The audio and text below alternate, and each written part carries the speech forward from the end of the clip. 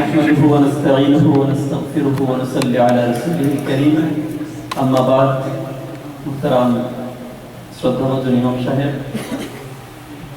পরম শ্রদ্ধাভাজন অতিথিবৃন্দ, আমার সামনে উপস্থিত মুরব্বিয়ানে কেরাম, মা এবং বোনেরা, আমরা সবাই আল্লাহ সুবহানাহু ওয়া তাআলার সামনে শুকরিয়া আদায় করি, সবাই বলি আলহামদুলিল্লাহ। স্বল্প সময় হলেও আমরা অত্যন্ত সুন্দর একটা প্রোগ্রামের আয়োজন করতে পেরেছি। এটা পুরোপুরি কৃতিত্ব মহান আল্লাহ সুবহানাহু ওয়া তাআলা। আমাদের কিছুই করার ছিল না, তিনি আমাদের অন্তরে মসজিদে আসা, মসজিদে বসে দিন শিখার যে অনুভূতি সৃষ্টি করে দিলেন, সে কারণে আমরা উপস্থিত হতে পেরেছি। দরুদ এবং সালাম পেশ করছি বিশ্বনবী মুহাম্মদ সাল্লাল্লাহু আলাইহি ওয়াসাল্লামের প্রতি, যিনি আমাদের জীবনের একমাত্র আদর্শ এবং শুধুমাত্র যাকে অনুসরণ করেই আমরা জান্নাতুল ফেরদৌস পেতে পারি। আমরা সবাই তার সাথে আবার পড়ছি সাল্লাল্লাহু আলাইহি ওয়াসাল্লাম। সম্মানিত উপস্থিতি, আমি শুরুতেই মোবারকবাদ জানাতে চাচ্ছি, কষ্ট করে দুজন অতিথি আমাদের সামনে এসেছেন।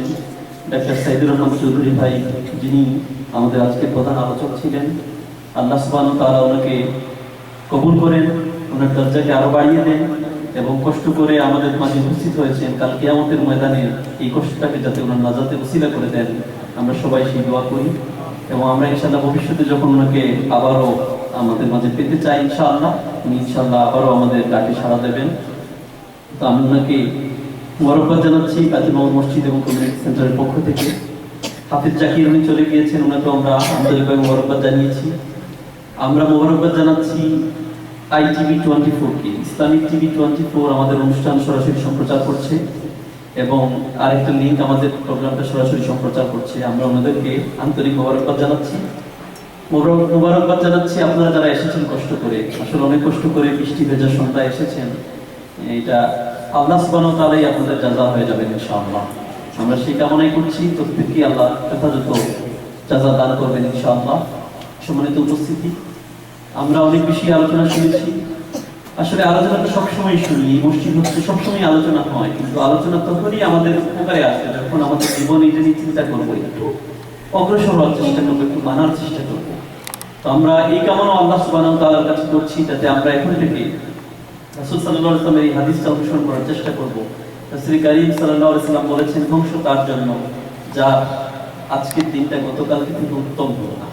তো আমরা ইনশাআল্লাহ চেষ্টা করব আজকে যে সমস্ত আলোচনা শুনেছি, অত্যন্ত গুরুত্বপূর্ণ আলোচনা ছিল। এই আলোচনা আসলে আমাদের প্রত্যেকের জন্য উপযোগী, আমাদের জীবন, ব্যক্তি জীবন, পারিবারিক জীবনকে সুন্দর করার জন্য খুবই উপযোগী।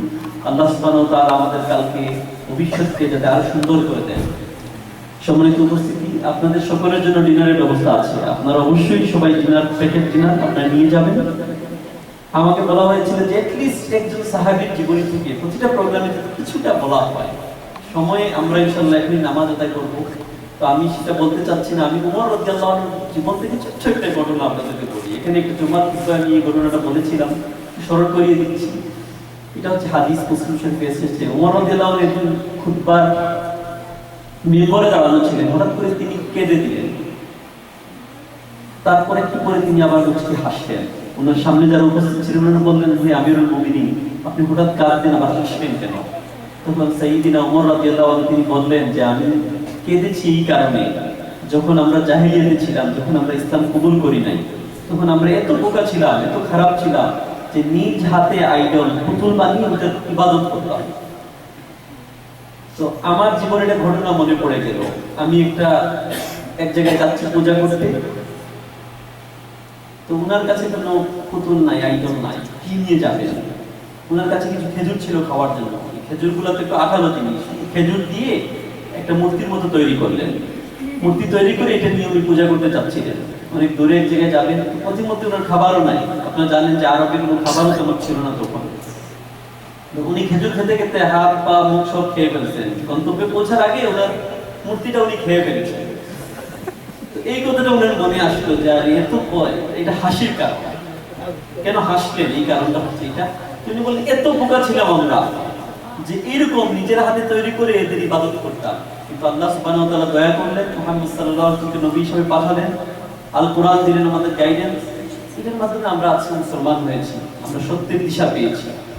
তারপরে কান্নার কারণ তিনি বললেন যে আপনারা জানেন যে ঘটনা, উনি নিজেই বললেন যে আমি আমার ছোট্ট মেয়েকে নিজ হাতে কবরস্থ করলাম, জীবন্ত পুঁতে ফেললাম।